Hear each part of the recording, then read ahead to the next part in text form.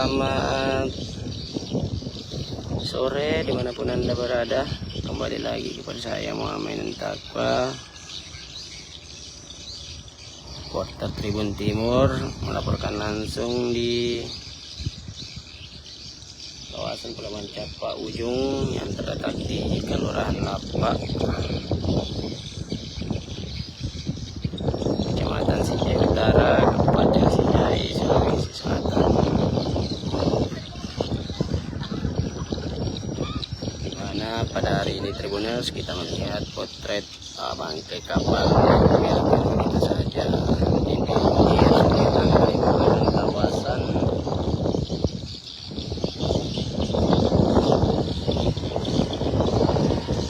Pelabuhan Capa Ujung, Tribuners.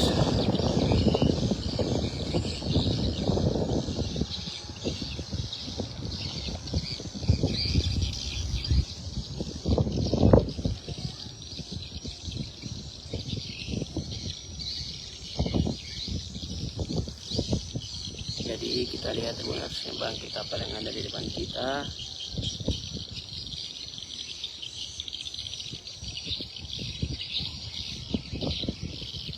Itu sudah menjadi